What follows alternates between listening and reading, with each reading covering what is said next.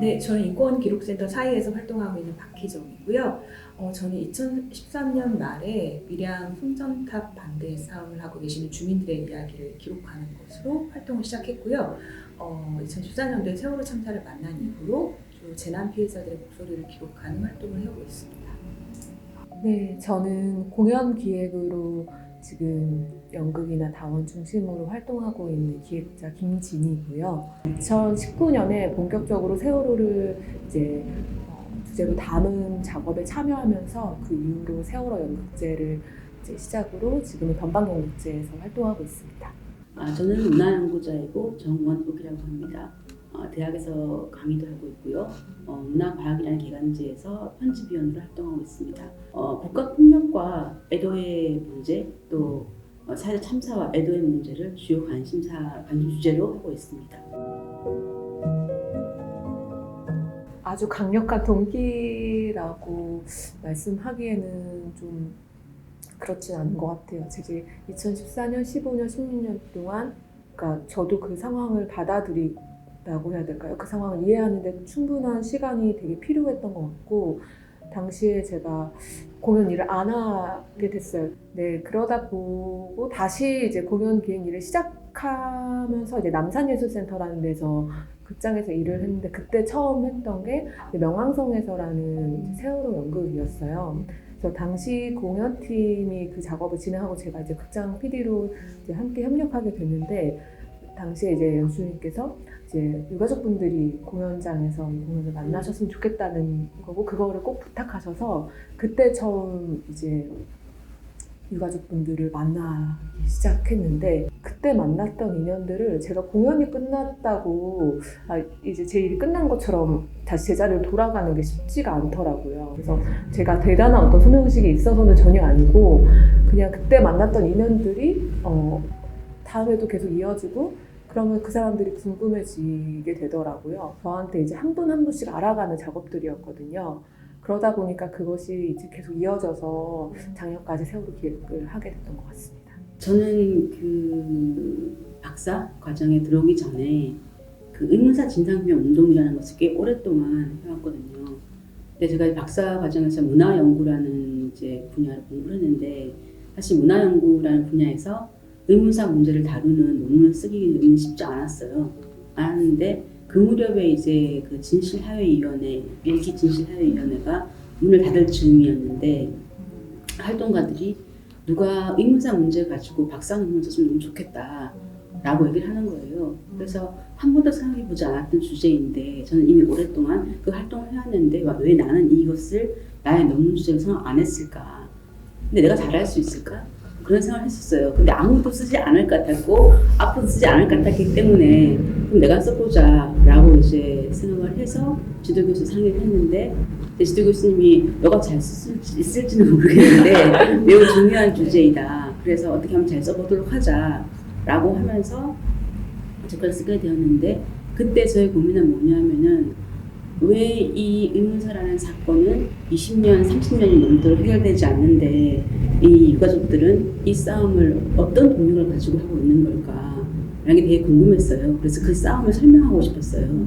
그래서 제가 그때 애도의 정치라는 개념을 가지고 와서 이들이 애도가 불가능한 죽음에 대해서 애도를 가능하게 한 조건을 만들려고 싸우는구나 라고 하는 그런 개념의 이제 용어로 애도의 정치라는 이제 얘기를 하게 됐고 그 과정 속에서 나타나는 문제들에 대해서 뭐 같은 것과 차이가 뭐냐 이런 것들을 좀 같이 고민하는 그런 연구를 하고 있습니다. 저는 그 밀양 기록을 한 책이 2014년 3월에 나왔어요. 그 책이 나오고 이 책을 어떻게 알릴까라고 고민하고 있을 즈음에 세월호 참사를 만나게 되고 그 현장의 상황들이 굉장히 좀 급박했잖아요. 그리고 좀 처참하다고 말할 수 있는 상황이었고 근데 멀리서 기사만 보고 있으면 너무 발을 동동 구르게 되고 근데 더 뭐랄까 좌절이나 무력감이 굉장히 더 커진다는 생각이 들었고 그래서 차라리 뭐라도 하자라는 마음으로 가게 되면서 이제 기록 활동을 시작을 하게 된 거였고 또 세월호 참사 같은 경우는 또 그 이후에 참사 직후에 되게 빠르게 우리 사이에 인식이 퍼져나갔던 게 기록이 너무 중요하다. 그래서 안산에서 시민기록위원회라는 게 생겼고요. 그리고 되게 빠르게 그 체계가 잡혔다고 해야 되나? 체계를 만들면서 사진을 하시는 분들, 또 영상 기록을 하시는 분들, 또 글로서 기록을 하는 사람들이 이렇게 구성이 되어서 활동을 시작을 했는데, 저는 이제 작가기록단이라는 이름으로 사람들 모은다고 했을 때 참여를 했고, 뭔가 거창한 어떤 이유를 처음부터 생각했던 건 아니었고요. 밀양을 갔을 때 같은 마음으로 뭐라도 해야 되겠다. 아마 당시의 마음이 다 비슷했을 것 같아요. 뭐라도 해야 되겠다. 그게 뭔지는 모르겠지만 일단 달려간다라는 마음으로. 그 2015년에 세월호 연극제부터는 제가 관객으로 공연을 보고 했지만 당시 저도 그냥 시민 한 사람으로서 그 상황들을 이해하는 게 쉽지 않았고 어려웠어요. 왜냐면 어떤 것들도 밝혀지지 않고 어떤 것들도 책임되지 않는 것들을 지켜보면서 되게 그 부분이 납득되지 않았던 마음을 갖고 있었는데, 그렇다 보니까 당시에 예술가들이 함께 했던 활동들, 가령 이제 집합행동을 바로 이제 하면서 뭐 광장에서 세월호 연장전이라는 이제 다양한 각 영역의 예술가분들이 함께 집합행동을 했었고, 그것들이 이제 직간접적으로 작품에도 당연히 투영이 됐던 것 같아요. 그리고 저는 이제 2020년부터 함께 했는데, 그때가 이제 사실 미투도 이후고 어떠한 위계들, 어떤 것들이 내가 이 참사에 기여하고 있었던 걸까? 누군가의 책임을 묻는 태도에서 나의 기여와 나의 성찰로 좀 많이 바뀌게 되었던 것 같거든요. 그리고 그런 질문도 되게 많이 받았거든요. 이걸 왜 예술 작업을 하는지. 왜냐면 강장에 같이 나가서 이렇게 할 수도 있고, 유가족분들과 활동을 같이 하면 되는데 이게 왜 예술 작업이 되어야 되는지. 그런 질문들을 저를 비롯해서 아마 크게 아직까지도 그건 해결되지 않았기 때문에 계속 하게 되는 질문들 같아요. 가장 큰 눈에 띄는 변화는 사회의 반응이었던 것 같아요. 왜냐하면 그 참사가 워낙 규모도 크고 또 참사가 진행되는 과정을 우리가 다 미디어를 통해서 봤고 그런 과정들을 경험의 공유라는 것이 있었기 때문에 더 그랬을 수도 있지만, 어쨌든 그 사회적으로 이 참사의 문제를 당사자의 문제가 아니라 자신의 문제로 인식한 시민들이 자발적으로, 정부적으로, 동시적으로 이렇게 애도의 물결에 참여했던 사례는 물론 2003년에 대구 지하철 참사 때 처음으로 대구 시민들이 참사 현장에 이제 꽃을 헌화를 하고 인터넷 카페를 만들고 그렇게 했던 적은 있지만, 그 대구 지역에 한정되어 있던 그런 모습이었다고 한다면은 세월호 참사는 정말 이것이 돌이킬 수 없는 사건이 되었다는 것을 확인한 순간, 그 이전부터 살아 돌아오기를 기다렸던 순간부터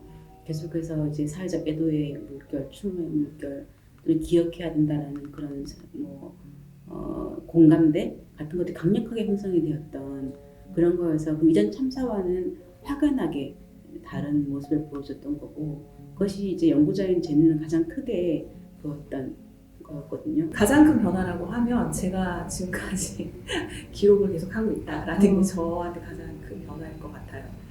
그 이야기가 저를 되게 많이 변화시킨 것 같아요. 제가 세상을 보는 방식, 사람을 이해하는 방식 자체를 다 변화를 시켰고, 이렇게 재난으로부터 살아남은 그 생존자들의 이야기, 또 형제자매를 잃은 그 분들이 겪어왔던 그 시간들의 이야기를 같이 전해주면서 그 사람들의 이야기를 통해서 당신이 살아도 된다는 메시지를 전했을 때 그 무게감은 완전히 다르더라고요. 그런 이야기들, 그러니까 뭔가 나도 살리고 남도 살릴 수 있는 이야기들을 우리가 고통을 겪는 사람들의 이야기를 통해서 길어내고 있구나라는 깨달은 게 저에게 가장 큰 변화인 것 같습니다.